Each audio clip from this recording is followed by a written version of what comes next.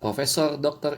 Insinyur Haji Baharudin Yusuf Habibie lahir pada tanggal 25 Juni 1936, merupakan Presiden Republik Indonesia yang ketiga. Sebelum B.J. Habibie menjabat sebagai Wakil Presiden Republik Indonesia ketujuh, menggantikan Tri Sutrisno. B.J. Habibie menggantikan Soeharto yang mengundurkan diri dari jabatan presiden pada tanggal 21 Mei 1998. Sebelum beliau memasuki dunia politik, Habibie dikenal luas sebagai seorang profesor dan ilmuwan dalam teknologi aviasi internasional dan satu-satunya Presiden Indonesia hingga saat ini yang berlatar belakang teknokrat. B.J. Habibie merupakan presiden yang paling singkat selama menjabat di Indonesia. Namun, singkat ini memberikan banyak sekali kebijakan untuk reformasi di Indonesia. Beberapa reformasi yang dilakukan oleh B.J. Habibie, yang pertama adalah melaksanakan pemilu secara bebas dan demokratis. Yang kedua, para pers yang bebas bersuara dan tidak dikekang. Kemudian yang ketiga adalah Presiden B.J. Habibie memberikan kemerdekaan untuk Timor Leste. Kemudian yang keempat, saat Presiden B.J. Habibie memimpin, mampu menyelesaikan krisis ekonomi dan bergerak cepat pemerintahan saat itu untuk mendapatkan hasil yang signifikan. Dari beberapa fakta yang sudah disebutkan, beliau mampu menerapkan orientasi pelayanan. B.J. Habibie selama menjabat menjadi presiden berkali-kali dihadapkan dengan suap, mulai dari wanita, kemudian jam tangan mewah, hingga uang yang dihadapkan oleh beliau. Namun Presiden B.J. Habibie menolak dengan keras, memiliki keteguhan hati yang kuat untuk menolak setiap suap yang datang. Menurutnya, setiap penguasa harus berani menolak dan keluar dari penyimpangan. Dengan fakta ini, B.J. Habibie mampu menerapkan akuntabel. Bapak B.J. Habibie meningkatkan kompetensi diri dalam tantangan yang selalu berubah. Hal ini terlihat dari beliau yang serius mengenyam pendidikan hingga ke Jerman. Bapak B.J. Habibie dikenal sebagai Bapak Teknologi Indonesia karena determinasi dan gagasannya dalam membangun SDM Indonesia yang berkualitas serta pengetahuan dan teknologi. Beliau dikenal sebagai Mr. Crack karena penemu salah satu teori kedirgantaraan. Beliau mencetuskan teori untuk menghitung keretakan hingga tingkatan atau material konstruksi pesawat. Rumus faktor Habibie ini pun diakui oleh dunia penerbangan dan dipakai oleh berbagai perusahaan maskapai di dunia. Berkat sumbangsi di bidang dirgantara, beliau memperoleh sejumlah penghargaan, baik dari dalam negeri maupun luar negeri. Kompetensi beliau terbukti ketika beliau melaksanakan tugas dan tanggung jawab dengan baik selama menjadi presiden dalam waktu yang singkat. Contohnya seperti kurs dolar ke rupiah dapat diperbaiki dan likuidasi bank-bank bermasalah dapat diselesaikan.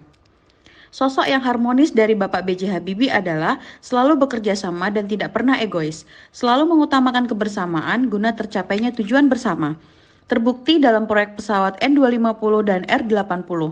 Beliau melibatkan banyak pihak dan bekerja sama serta berkoordinasi dengan berbagai bidang pengembangan agar terciptanya pesawat karya bangsa yang luar biasa. Sikap suka saling menolong terlihat dari keaktifan beliau dalam mendorong pertumbuhan demokrasi nasional. Habibie Center adalah organisasi yang beliau buat sebagai tempat penasihat proses demokrasi di Indonesia. Selain itu, beliau juga membangun lingkungan kerja yang kondusif, dibuktikan dengan keberhasilan beliau dalam memimpin industri pesawat terbang Nurtanio, dibantu oleh 16.000 pegawainya. B.J. Habibie pernah meninggalkan karirnya sebagai Vice President sekaligus Direktur Teknologi di perusahaan penerbangan Jerman dan menjadi Menteri Riset dan Teknologi pertama pada masa pemerintahan Presiden Soeharto. Selain itu, pada tahun 2019, beliau menemui Presiden Jokowi setelah pemilu. Kemudian pada konferensi pers, beliau menyampaikan bahwasanya persatuan dan kesatuan bangsa Indonesia, stabilitas, proses pemerataan, dan masa depan bangsa ini tidak ada tawar-menawar. Hal itu adalah kartu mati. Kedua contoh tersebut menunjukkan dedikasi, kontribusi, nasionalisme, dan juga pengabdian beliau terhadap bangsa dan negara yang merupakan kata kunci dari loyalitas. Sosok B.J. Habibie disegani bukan hanya di Indonesia, melainkan juga di luar negeri. Beliau mampu menyesuaikan diri menghadapi perubahan dan terus berinovasi mengembangkan kreativitas. Salah satu contohnya, yakni ia dapat menyelesaikan pendidikan di Jerman dengan prestasi yang sangat sempurna. Habibie melanjutkan studi doktoralnya di Jerman sambil bekerja paruh waktu di pabrik pesawat terbang, hingga akhirnya dipercaya sebagai direktur teknologi. Ia menyumbangkan banyak ide cemerlang di bidang konstruksi pesawat terbang. Beliau berhasil menjawab tantangan para mekanik pesawat di dunia mengenai kerusakan pesawat yang tidak terdeteksi. Beliau berhasil menemukan letak titik awal retakan. Ini adalah penemuan yang sangat besar di dunia penerbangan. Teori yang dikemukakan beliau disebut dengan teori crack progression. Kesuksesan karirnya di Jerman tidak lantas menjadikan Habibie lupa tanah air. Sumbangsi Habibie sebagai putra Indonesia dibuktikan dengan terciptanya pesawat terbang, salah satunya pesawat Gatot-Kaca N250.